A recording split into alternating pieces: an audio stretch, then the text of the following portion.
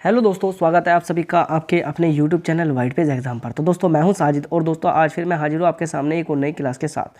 दोस्तों आज की क्लास का टाइटल और थंबनेल आप सभी देख चुके होंगे। दोस्तों आज हम बात करते हैं क्लास 10th जो हमारा वाणिज्य वर्ग होता है दोस्तों, उसका मॉडल पेपर के बारे में बात करेंगे। दोस्तों ये मॉडल पेपर ऐसा है कि जो आपकी परीक्षा में हूबहू छपा मिलेगा। तो दोस्तों इससे गारंटी है कि इससे आपके 50 से 60 नंबर दोस्तों आज आपके सही होने वाले हैं। 50 से 60 नंबर दोस्तों आज आपके सही होने वाले हैं। तो दोस्तों आज मैं इस मॉडल टेस्ट को आपको पूरा हल कराऊंगा, क्योंकि दोस्तों इससे जो बनने वाले क्वेश्चन है वे आपकी परीक्षा के लिए बहुत ज़्यादा इंपॉर्टेंट है। तो दोस्तों आप सभी क्वेश्चनों को ध्यान से नोट करना और एक एक क्वेश्चन को यानी अच्छे से समझना। तो दोस्तों शुरू करते हैं आज की अपनी क्लास। तो दोस्तों क्लास शुरू करने से पहले जो चैनल पर नए हो चैनल को कर दो सब्सक्राइब और इस वीडियो को कर दो अपने दोस्तों तक जरूर शेयर। तो दोस्तों शुरू करते हैं आज की अपनी क्लास। तो दोस्तों सबसे पहले देखते हैं यानी मॉडल प्रश्न पत्र। दोस्तों पहले दे रखा कि मॉडल प्रश्न पत्र दे रखा है सत्र 2022-23 यानी दोस्तों सत्र 2022-23 पर आधारित है, क्योंकि जो हमारी 2022-23 में परीक्षा हो रही है दोस्तों उसमें हमारा दोस्तों ओएमआर सीट पर 20 क्वेश्चनों के उत्तर देने पड़ रहे हैं। तो दोस्तों वही होगा यानी मैं उसी हिसाब से कराऊंगा। तो दोस्तों अब चलते हैं नीचे की तरफ। इसमें क्या कह रहा है, वो कह रहा है कि समय 3 घंटे 15 मिनट यानी दोस्तों समय 3 घंटे 15 मिनट है। अब 3 घंटे 15 मिनट, अब हमें तो क्या नाम लेकर हमें तो पता है जो समय तो मिलता है हमें खाली 3 घंटे मिलता है। अब 15 मिनट क्यों दिए गए हैं एक्स्ट्रा? दोस्तों 15 मिनट एक्स्ट्रा इसलिए दिए गए हैं क्योंकि जो 15 मिनट होते हैं वो हमें पेपर पढ़ने के लिए दिए जाते हैं। जो हमारा पेपर होता है ना दोस्तों, 15 मिनट हमें पेपर पढ़ने के लिए दिए जाते हैं। क्या 15 मिनट हमें दोस्तों पेपर पढ़ने के लिए दिए जाते हैं? कह रहा है ना, प्रारंभ के 15 मिनट परीक्षार्थी को प्रश्न पत्र पढ़ने के लिए निर्धारित है। निर्देश सभी प्रश्न अनिवार्य हैं। जो प्रश्न दिए गए हैं सभी प्रश्नों के अनिवार्य हैं। सभी प्रश्नों के निर्धारित अंक उनके सम्मुख अंकित है, यानी जो प्रश्नों के अंक है उनके सम्मुख अंकित है। इस प्रश्न पत्र में 2 खंड है, खंड ए और खंड ए यानी खंड ए में दोस्तों क्या करा, खंड ए में 20 बहुविकल्पी प्रश्न है। खंड ए में 20 बहुविकल्पी प्रश्न है जिनके उत्तर ओएमआर सीट पर देने हैं। ओएमआर उत्तर पत्र पर अंकित किए जाने के पश्चात उसे ना तो काटे ना ही इरेजर वाइटनर का प्रयोग करें। और दूसरे खंड ब में 50 अंक के वर्णनात्मक प्रश्न है। और दूसरे खंड ब में कितने 50 अंक के वर्णनात्मक प्रश्न है, नहीं उन्हें हमें उत्तर उनका लिख के देना है ना, उनकी हमें जो कॉपी मिलेगी उसमें हमें उत्तर उनके लिख के देने हैं। तो दोस्तों देखते हैं, पहले हम खंड ए हल करते हैं कि खंड ए में क्या है। तो दोस्तों देखते हैं खंड ए में जो दोस्तों है, खंड ए में हमारे बहुविकल्पी प्रश्न पूछे गए हैं। खंड ए में बहुविकल्पी प्रश्न पूछे गए हैं 1 गुना 20 यानी दोस्तों एक प्रश्न 1 नंबर का, टोटल 20 प्रश्न होंगे और प्रत्येक 1 अंक होगा। टोटल कितने होंगे? बहुविकल्पी प्रश्न होने वाले हैं, बहुविकल्पी प्रश्न होने वाले हैं। अब दोस्तों देखते हैं इसमें क्या है। पहला क्वेश्चन है कि यदि तलपट में अंतिम रहस्य दिया गया हो तो उसे दिखाया जाता है। पहला क्वेश्चन कह रहा है कि यदि तलपट में अंतिम रहस्य दिया गया है तो उसे हम दिखाएंगे। कहाँ दिखाएंगे दोस्तों? हमें उसे व्यापार खाते में दिखाना पड़ेगा, आर्थिक चिट्ठे में दिखाना पड़ेगा, व्यापारिक खाते तथा चिट्ठे में दिखाना पड़ेगा, या लाभ हानि खाते में दिखाना पड़ेगा। यानी दोस्तों उसने कहा है कि यदि तलपट, आप तलपट बनाते हो दोस्तों, अगर तलपट में अंतिम रहस्य दिया होता है तो उसे कहाँ दिखाया जाता है? तो दोस्तों आप जब इसकी टेबल बनाते हो, जब यानी इसके एक तरह से न्यूमेरिकल को हल करते हैं, तो दोस्तों जो हमारा अंतिम रहस्य आता है उसे हम कहाँ, उसे हम आर्थिक चिट्ठे के अंतर्गत दिखाते हैं। कहाँ? आर्थिक चिट्ठे में उसे हम रखते हैं, आर्थिक चिट्ठे में रखते हैं। अब दोस्तों देखते हैं दूसरा क्वेश्चन देखिए दोस्तों दूसरा क्वेश्चन क्या कह रहा है। वो दूसरा क्वेश्चन कह रहा है कि समायोजनाओं का लेखा किन स्थानों यानी समायोजनाओं का लेखा कितने स्थानों पर प्रभाव डालता है। यानी अगर हम समायोजनाओं का लेखा करते हैं तो वो कितने 4 स्थानों पर प्रभाव डालेगा, 3 स्थानों पर प्रभाव डालेगा, 2 स्थानों पर प्रभाव डालेगा, या 1 स्थान पर प्रभाव डालेगा। तो दोस्तों ध्यान रखना है कि अब जब भी हम समायोजनाओं का लेखा करते हैं वो कितने स्थानों पर प्रभाव डालेगा?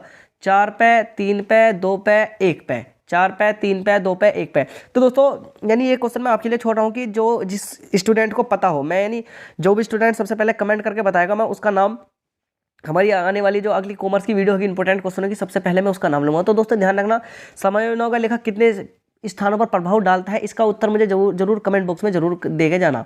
अब दोस्तों देखते हैं तीसरा क्वेश्चन। दोस्तों तीसरा क्वेश्चन क्या कह रहा है, तीसरा क्वेश्चन पढ़िए। तीसरा क्वेश्चन कह रहा है कि बैंकिंग अधिनियम कब लागू हुआ। जो बैंकिंग अधिनियम था यानी बैंकिंग अधिनियम को कब लागू किया गया। तो दोस्तों इसके बारे में देखते हैं कि बैंकिंग अधिनियम को कब लागू किया गया। क्या नाम लगेगा? पहला दे रखा कि दोस्तों 1872 ईस्वी में, दूसरा दे रखा है कि 1932 ईस्वी में, तीसरा दे रखा 1949 ईस्वी में, या 1956 ईस्वी में। तो दोस्तों जो बैंकिंग अधिनियम था वो कब लागू किया गया था? तो दोस्तों जो हमारा बैंकिंग अधिनियम था वो हमारा 1949 को लागू किया गया था। कब? 1949 को बैंकिंग अधिनियम क्या करा था? लागू किया गया था। दोस्तों 1949 को बैंकिंग अधिनियम लागू किया गया था। अब दोस्तों देखते हैं अगला क्वेश्चन क्या कह रहा है। अगला क्वेश्चन कह रहा, क्वेश्चन नंबर 4 कह रहा है कि 4 यानी क्वेश्चन नंबर 4 है कि जून को 2 माह की अवधि का बिल लेखा भुगतान तिथि होगी। यानी अगर आपने 12 जून को कोई बिल भरा, 12 जून को दोस्तों आपने कोई बिल भरा, तो दोस्तों 2 माह की अवधि का बिल लिखा भुगतान तिथि होगी। यानी अगर हम उसे 2 महीने आगे यानी अब हमें 2 महीने बाद भरना, तो अब दोबारा कब भरा जाएगा? तो दोस्तों जून से हमारा जुलाई आएगा, जुलाई से क्या आएगा हमारा अगस्त। तो हमें कद को भरना पड़ेगा, उसे भरना पड़ेगा हमें दोस्तों 12 अगस्त को। कद को 12 अगस्त को हमें उसे भरना पड़ेगा दोस्तों, कद 12 अगस्त को हमें उसे भरना पड़ेगा। तो ध्यान रखना, अगर 12 जून को 2 माह की अवधि का बिल लिखा, भुगतान तिथि होगी 12 अगस्त। अब देखिए दोस्तों अगला क्वेश्चन देखिए, अगला क्वेश्चन क्या करा, नस्तीकरण की किस प्रणाली में पत्र खड़ी अवस्था में रखे जाते हैं, यानी नस्तीकरण की किस प्रणाली में जो पत्र होते हैं उन्हें खड़ी अवस्था में रखते हैं, तार वाली फाइल में, फोल्डर वाली फाइल में, सलाखों वाली फाइल में, या वर्टिकल फाइल में। तो दोस्तों ध्यान रखना, नस्तीकरण की नस्तीकरण की जो प्रणाली होती है जिसमें हम खड़ी अवस्था में पत्र रखते हैं वो कौन सी होती है दोस्तों, वो एक फोल्डर की तरह बनी होती है। कैसे, ये दोस्तों फोल्डर की तरह बनी होती है। तो ख इसका सही हो जाएगा, यानी फोल्डर फाइल में। कहाँ, फोल्डर फाइल में हम उन्हें रखते हैं। अब दोस्तों देखते हैं अगला क्वेश्चन, कोड भाषा में लिखे गए, यानी दोस्तों क्या करा, कोड भाषा में लिखे गए तारों को कहते हैं, यानी जैसे हम कोड भाषा में तार लिखते हैं उन्हें क्या कहते हैं, फोनोग्राफ कहते हैं दोस्तों, सांकेतिक तार कहते हैं, गुप्त भाषा के तार कहते हैं, या विदेशी तार कहते हैं। यानी फोनोग्राफ, सांकेतिक तार, गुप्त भाषा के तार, या विदेशी तार। तो दोस्तों उन्हें क्या कहेंगे, उन्हें कहेंगे हम क्या, फोनोग्राफ, उन्हें फोनोग्राम कहते हैं। अब दोस्तों चलते हैं अगले क्वेश्चन पे, जो कि हमारा 7वां क्वेश्चन है, समय और श्रम बचाने वाले यंत्र हैं। यानी दोस्तों मैंने इन सभी क्वेश्चनों को आपको बहुत ही बढ़िया तरीके से करा रखा, और दोस्तों अभी मैंने आज ही हमारे चैनल पर एक और वीडियो अपलोड हुई है, यानी उस पर 40 महत्वपूर्ण बहुविकल्पी क्वेश्चन है दोस्तों। अगर आप इस मॉडल टेस्ट को देने से पहले उन 40 क्वेश्चनों को जरूर देखें और उन्हें याद करें दोस्तों, क्योंकि वे जो क्वेश्चन है वे बहुत इंपॉर्टेंट होने वाले हैं। तो कह रहा है कि अब क्वेश्चन नंबर 7 है कि समय एवं श्रम बचाने वाले यंत्र कौन कौन से, यानी जिससे हमारा समय और श्रम दोनों बचे। समय का मतलब किसी काम को हम करते हैं दोस्तों उसमें हमें थोड़ा कम लगे, और हमें जो हमारे श्रम यानी जो ज़्यादा मेहनत भी ना लगे, यानी हमारे साथ समय भी कम हो जाए, जो 2 घंटे का काम है 10 मिनट में हो जाए, और दोस्तों जो हमारी मेहनत है वो भी कम लगे। तो ऐसे वाले कौन से यंत्र हैं, यानी देखो दोस्तों अगर हम पहला यंत्र देखते हैं, समय लेखन मशीन। दोस्तों समय लेखन मशीन से हमारा यानी समय बच जाता है। यानी मान लीजिए आपके पीछे क्या नाम लगा, बहुत सारी लाइन लग रही है, यानी कोई कंपनी है उसमें एम्प्लॉय आते हैं दोस्तों। अब हम हर एम्प्लॉय के सामने ऐसा तो लिख नहीं सकते कि इस टाइम आया। अब जो भी एम्प्लॉय जिस टाइम आ रहा है उसमें मशीन में उस समय को फिक्स करो और दोस्तों उस पर ठप्पा लगा दो दोस्तों, इससे हमारा समय और दोस्तों श्रम दोनों बच जाता है। दूसरा है कंप्यूटर। दोस्तों कंप्यूटर ने, आप सभी जानते हैं कि जो कंप्यूटर ने हमारे काम कितने आसान कर दिए हैं। कोई बड़ी कंपनी हो, कोई बैंक हो, दोस्तों बैंक का एक उदाहरण लीजिए। अगर आप पहले बैंक में, यानी दोस्तों पहले बैंक में बड़े बड़े रजिस्टर होते थे, उसमें यानी किसका कितना पैसा आया इस तरह से सब टाइप होकर रखा रहता था। लेकिन अब क्या है दोस्तों, जब से कंप्यूटर आए हैं तो कंप्यूटर में क्या हो गया, कंप्यूटर आते ही सब यानी इसका यूज़ हुआ कि कंप्यूटर में जो रजिस्टर थे उन्हें सबको खत्म कर दिया गया, और जो लोगों का डाटा था, किसका कितना पैसा है, किसका खाता है, ये सब डिटेल हमने किसी एक कंप्यूटर में फीड कर दी। यानी कंप्यूटर ने भी दोस्तों हमारा समय बचा दिया और श्रम भी बचा दिया। अब आ गया टाइपराइटर। दोस्तों टाइपराइटर का मतलब होता है किसी को पत्र टाइप करना। दोस्तों अब हम हाथ से लिखते हैं, टाइपराइटर से हम बहुत ही गुना यानी कई गुना तेजी से और सुंदर और साफ लिख सकते हैं, जो अगले वाले को पढ़ने में भी अच्छा लगे। तो दोस्तों समय और श्रम बचाने वाले यंत्र में हमारा कौन सा हो सकता है, तो दोस्तों हमारा हो जाएगा ये सभी। कौन सा, ये सभी उत्तर हो जाएगा, क्योंकि समय लेखन मशीन भी हमारा समय बचाती है, कंप्यूटर भी हमारा समय बचाता है, टाइपराइटर भी हमारा समय बचाता है, और दोस्तों यानी ये तीनों चीज़ हमारा समय बचाती है। तो दोस्तों क्या हुआ, यानी ये सभी ऐसे हैं जो हमारे श्रम बचाते हैं। अब अगला क्वेश्चन देखेंगे, दो देशों के मध्य होने वाले व्यापार को क्या कहते हैं, यानी जब भी दो देशों के मध्य होएगा व्यापार उसे क्या कहते हैं, देशी व्यापार कहेंगे दोस्तों, विदेशी व्यापार कहेंगे, राज्य व्यापार कहेंगे, अंतर्राज्यीय व्यापार कहेंगे। तो दोस्तों ध्यान रखना, जब भी दो देशों के मध्य व्यापार होता है, दो देशों के मध्य व्यापार होगा, यानी दो देशों यानी विभिन्न देशों के मध्य व्यापार होगा, तो कौन सा, विदेशी व्यापार कहलाएगा। तो दो देशों के मध्य होने वाला व्यापार विदेशी व्यापार कहलाएगा। दो देशों यानी एक देश के मध्य होने वाला व्यापार यानी देशी व्यापार कहलाएगा। इसे ही राज्य व्यापार भी कहते हैं और इसे अंतर्राज्यीय व्यापार कहते हैं। यानी देशी व्यापार का मतलब है दोस्तों एक ही देश के अंदर होने वाला व्यापार। अब एक ही देश के अंदर राज्य व्यापार भी होता है, यानी एक राज्य के अंदर, और अंतर्राज्यीय व्यापार यानी अंतर्राज्य भी होता है। दोस्तों देशी व्यापार तो होगा यानी जब एक देश के अंदर एक ही व्यापार होगा। अब दोस्तों इसका देखिए कि राज्य व्यापार किसे कहते हैं। राज्य व्यापार उसे कहते हैं, मान लीजिए आप उत्तर प्रदेश से हैं दोस्तों, आप उत्तर प्रदेश से हैं और आपने उत्तर प्रदेश के ही किसी व्यापारी से अपना व्यापार शुरू कर दिया। दोस्तों आपने वाराणसी से कपड़ा लाना शुरू कर दिया और आप मेरठ में बेच रहे हैं। तो दोस्तों क्या हुआ, यानी हम एक ही क्या नाम लिख रहे हैं, हम उसके एक ही राज्य के अंदर व्यापार कर रहे हैं। लेकिन दोस्तों अब ऐसा ना हुआ, हम उत्तर प्रदेश के हैं दोस्तों, हम उत्तर प्रदेश के हैं और दोस्तों हमने मानो हमने क्या नाम लेगा दोस्तों कपड़े का काम शुरू करा और दोस्तों हम कपड़ा ला रहे हैं मध्य प्रदेश से। तो अब कौन सा व्यापार होगा, जब हम कपड़ा मध्य प्रदेश से लाएंगे तो कौन सा व्यापार होगा, फिर होगा अंतर्राज्यीय व्यापार, क्योंकि हम राज्यों का अंतर आ गया। अब एक राज्य से दूसरे राज्य में आ गया। तो दोस्तों ध्यान रखना, देशी व्यापार जब दो देशों के बीच में मध्य व्यापार हो, विदेशी व्यापार जब दो देशों के बीच में व्यापार हो। विदेशी व्यापार दोस्तों इसमें भी दो लोगों के बीच व्यापार होगा, और ये भी दो प्रकार से होगा, एक तो राज्य व्यापार होगा और एक अंतर्राज्य व्यापार होगा। अब मैंने राज्य व्यापार बता दिया, जब एक ही देश के अंदर व्यापार होता है, एक ही राज्य के अंदर व्यापार होता है। और अंतर्राज्य जब दो अलग अलग राज्यों के बीच में व्यापार होता है तो अंतर्राज्य व्यापार कहलाता है। अब दोस्तों देखते हैं अगला क्वेश्चन क्या कह रहा है हमारा। थोक व्यापारी किन के बीच कड़ी का कार्य करता है। नहीं, जो थोक व्यापारी होता है, नहीं, अगर आप किसी से सामान लाते हैं तो वो किन के बीच कड़ी का कार्य करता है, उत्पादक व फुटकर व्यापारी के बीच में। अब मान लीजिए दोस्तों आपके एरिया में कोई इतनी बड़ी दुकान है दोस्तों, इतनी बड़ी दुकान है, तो दोस्तों अब आप डायरेक्ट यानी आपके गांव से थोड़ी सी दूर है यानी दुकान, तो दोस्तों आप यहाँ तक डायरेक्ट तो सामान लेने जाने के नहीं, यानी हमने माना हम डायरेक्ट सामान लेने नहीं जाएंगे, लेकिन दोस्तों आप क्या करेंगे, आप यानी डायरेक्ट तो वहाँ सामान लेने जाएंगे, लेकिन जो छोटे व्यापारी होते हैं, यानी जो उत्पादक होते हैं, यानी जो फुटकर होते हैं दोस्तों, वे उनसे खरीद लेंगे। यानी दोस्तों आपने तो यानी आप मान लीजिए आप है उत्पादक का मतलब यानी आपने उसे सामान को बनाया, तो दोस्तों उस सामान को किसे बेचेंगे आप, उसे सामान को बेचेंगे आप फुटकर यानी थोक व्यापारी को। ठोक व्यापारी किसे बेच देगा, यानी फुटकर व्यापारी को। तो ध्यान रखना, थोक व्यापारी किन के बीच कड़ी का कार्य करता है। दोस्तों आपने तो ऐसा करा, एक बार इसे ऐसा समझिए दोस्तों, जैसे हमने टी से थोक व्यापारी हो गया, और दोस्तों फे से फुटकर व्यापारी हो गया, और जैसे दोस्तों यू से उत्पादक हो गया, यानी दोस्तों यू लगा लो। तो दोस्तों अगर आपने कुछ सामान बनाया तो आप थोक व्यापारी को बेचेंगे, और थोक व्यापारी इस सामान को किसे बेचेगा, थोक व्यापारी फिर इस सामान को फुटकर व्यापारी को दे देता है। तो दोस्तों ध्यान रखना, हम कोई सामान हमने खरीदा उत्पादक से, यानी हमें थोक व्यापारी हमने उत्पादक से खरीदा और किसे फुटकर को बेच दिया, तो दोस्तों ध्यान रखना उत्पादक व फुटकर के बीच ही कड़ी का कार्य करता है कौन, थोक व्यापारी, क्योंकि थोक व्यापारी घना सारा माल उठाता है और थोड़ा थोड़ा माल करके बेच देता है। अब दोस्तों देखते हैं अगला क्वेश्चन क्या कह रहा है।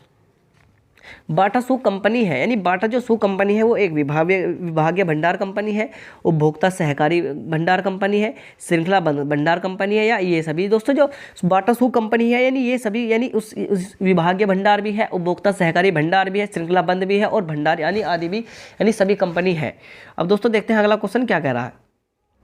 अगला क्वेश्चन कह रहा है कि बीजक किसके द्वारा तैयार किया जाता है। दोस्तों बीजक किसके द्वारा तैयार किया जाता है, बीजक को क्रेता तैयार करता है, विक्रेता तैयार करता है, एजेंट के द्वारा तैयार किया जाता है, या इन सभी के द्वारा तैयार किया जाता है। तो दोस्तों मैंने बीजक वाला चैप्टर आपको बहुत अच्छी तरीके से कराया है, मैं हमारी कॉमर्स की सभी वीडियो का लिंक डिस्क्रिप्शन में दे रहा हूँ, आप जाकर वहाँ से देख सकते हैं। और दोस्तों आज रात तक आपको बहुत यानी महत्वपूर्ण यानी जो लॉन्ग क्वेश्चन है उनकी वीडियो मिल जाएगी। तो दोस्तों किसके द्वारा, यानी विक्रेता के द्वारा यानी क्या करा जाता है, बीजक विक्रेता के द्वारा तैयार किया जाता है। अब दोस्तों देखते हैं अगला क्वेश्चन। समाशोधन गृह का कार्य कौन सा बैंक करता है। नहीं दोस्तों, जो समाशोधन गृह है इसका कार्य कौन सा बैंक करता है।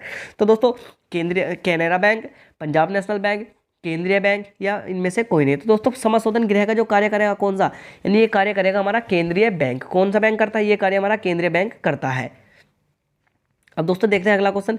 निम्नलिखित में से कौन सा कार्य रिजर्व बैंक ऑफ इंडिया करता है। साख नियंत्रण करना, अंशों का क्रय करना, जमाओं पर ब्याज देना, अचल संपत्ति पर ऋण देना। यानी जो हमारा है रिजर्व बैंक का कौन सा कार्य है। तो दोस्तों जो रिजर्व बैंक का जो कार्य होता है वो क्या होता है।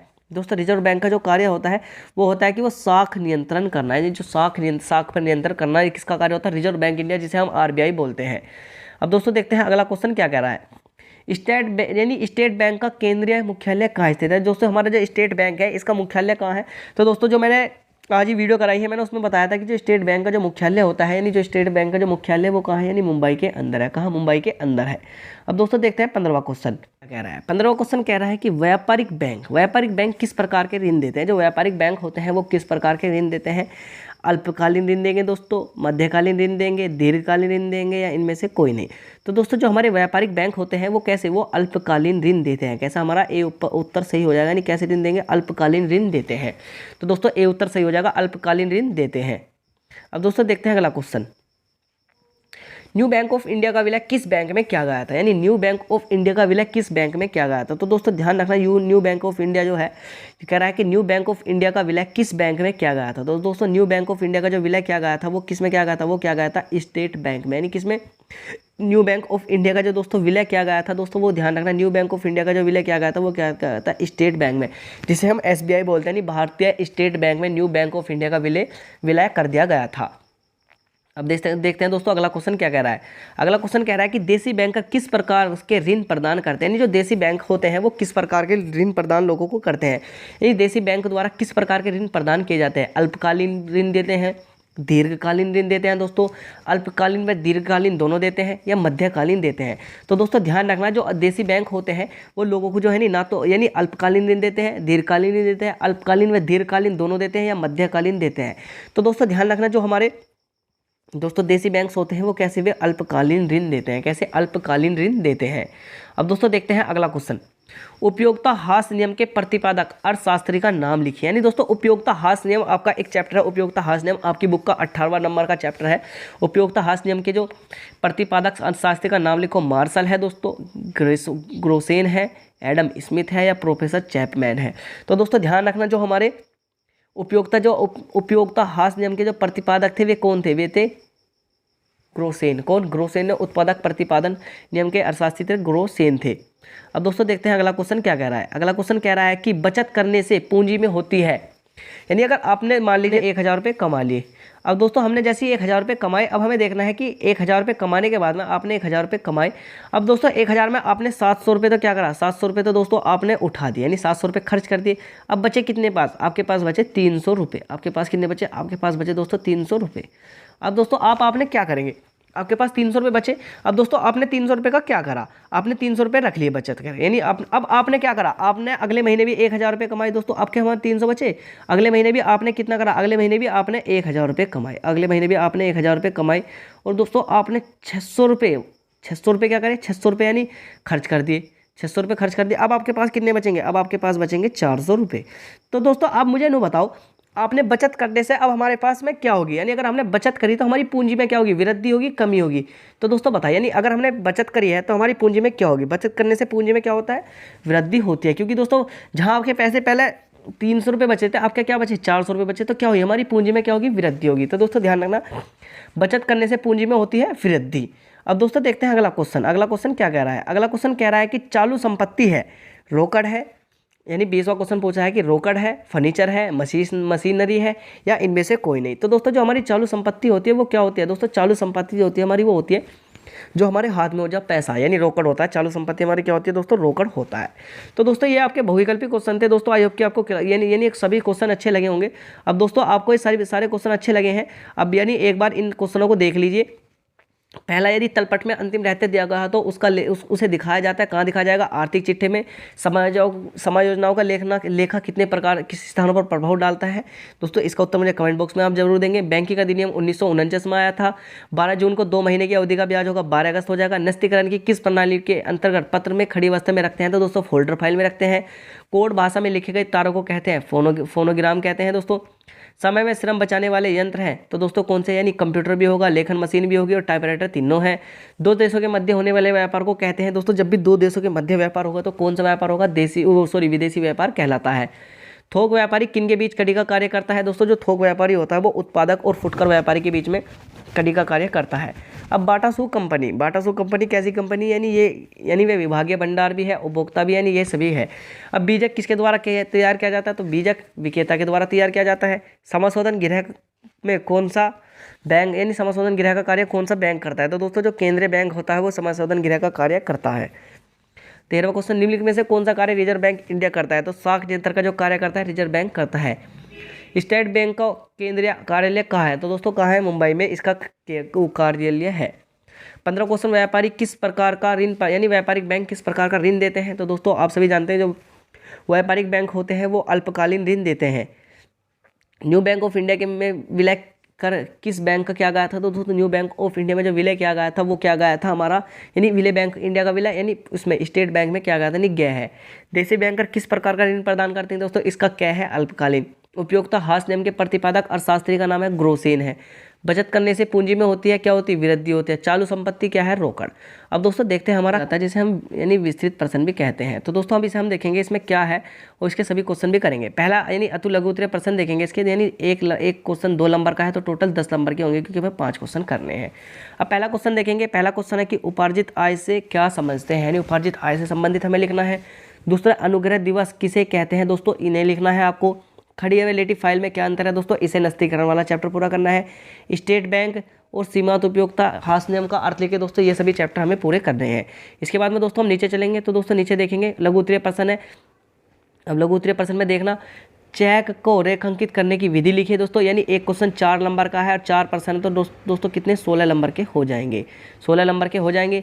नस्तीकरण की श्रेष्ठ प्रणाली कौन सी है दोस्तों? भारतीय रिजर्व बैंक के किन्हीं 4 कार्यों का नाम लिखो। संचय से आप क्या समझते हैं कि इसके उद्देश्य लिखो। यानी दोस्तों ये भी इसमें 4 क्वेश्चन है, इन्हें चारों क्वेश्चनों को भी हमें हल करने पड़ेंगे। चेक को रेखांकित करने की विधि दोस्तों ये सभी क्वेश्चन मैंने बहुत ही अच्छी तरीके से करा रखे हैं और मैं इसके लिंक डिस्क्रिप्शन में दे रहा हूँ, आप जाकर वहाँ से भी ये सभी वीडियो देख सकते हैं। अब दोस्तों देखते हैं अगला क्वेश्चन क्या है।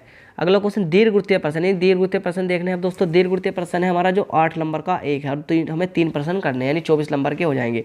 तो दोस्तों 20 नंबर के तो हमारे बहुविकल्पी हो गए, 20 नंबर के दोस्तों हमारे अति लघु हो गए दोस्तों, 16 नंबर के हमारे लघु उत्तरीय हो गए और दोस्तों हमारे यानी 8 या 24 नंबर के क्या हो जाएंगे दोस्तों? हमारे 24 नंबर के हो जाएंगे दोस्तों हमारे ये वाले 24 नंबर के कौन से दोस्तों? 24 नंबर के हो जाएंगे हमारे ये।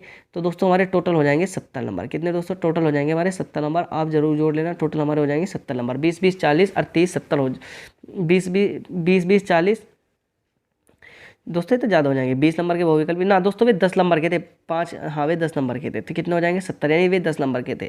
तो दोस्तों हमारे 70 नंबर इसमें हो जाएंगे। अब देखिए दीर्घवृत्तीय प्रश्न में 31 मार्च 2018 को समाप्त होने वाले द्वितीय वर्ष के लिए महेश ट्रेडर्स के अंतिम खाते निम्न सूचनाओं के आधार पर बनाए गए हैं, जिसमें खाते का नाम, पूंजी, रोकड़, किराए, विक्रय, वेतन सभी दिए गए हैं। समय योजनाएं कौन कौन सी समय योजनाएं करनी है? अंतिम रहती है 3200 रुपये, पूर्वोत्तर कर 600 रुपये, हास की व्यवस्था के प्लॉट पर 10%, फर्नीचर पर 15%, अशुद्ध ऋण पर प्रावधान 400 रुपये से बढ़ाकर।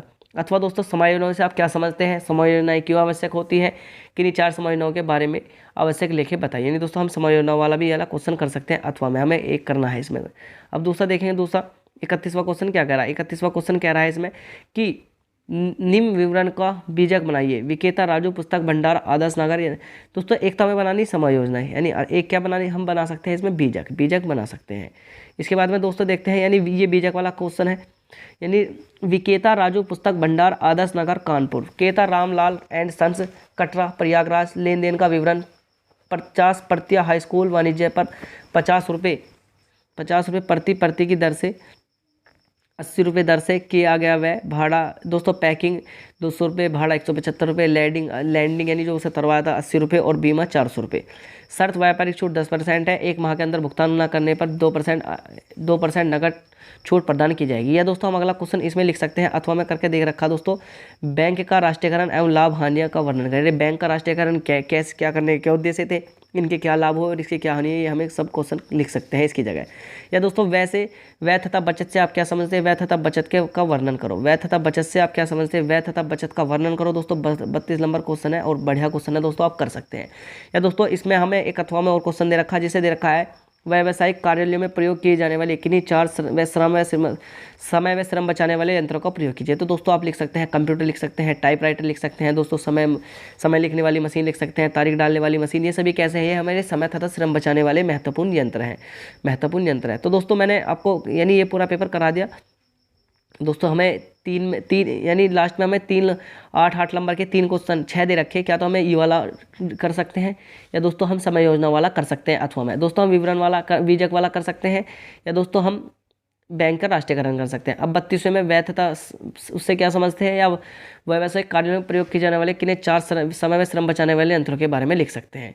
तो दोस्तों यानी यह था हमारा मॉडल पेपर दोस्तों। आई होप कि आपको मॉडल पेपर बढ़िया से आपने नोट करा होगा, या दोस्तों आपने इसका स्क्रीनशॉट लिया होगा। दोस्तों मैं इस मॉडल पेपर को अभी white page exam Telegram channel पर भी डाल दूंगा साथ के साथ में। तो दोस्तों आप वहाँ से भी जाकर इस मॉडल पेपर को डाउनलोड कर सकते हो, इसके बहुविकल्पी प्रश्न लगा सकते हो। तो दोस्तों कक्षा 10 की और बेहतर तैयारी करने के लिए दोस्तों आज ही चैनल को सब्सक्राइब करके रखें और बेल आइकन को भी दबा दें। जो तुम्हारा कोई छोटा भाई हो 10वीं में हो, या आने वाला हो 10वीं में, 11वीं में, 12वीं में आने वाला हो, तो दोस्तों आप जब भी चैनल को सब्सक्राइब करके जरूर रखें। तो दोस्तों मिलते हैं अगली वीडियो में, तब तक वीडियो देखने के लिए आप सभी दोस्तों का दिल से धन्यवाद।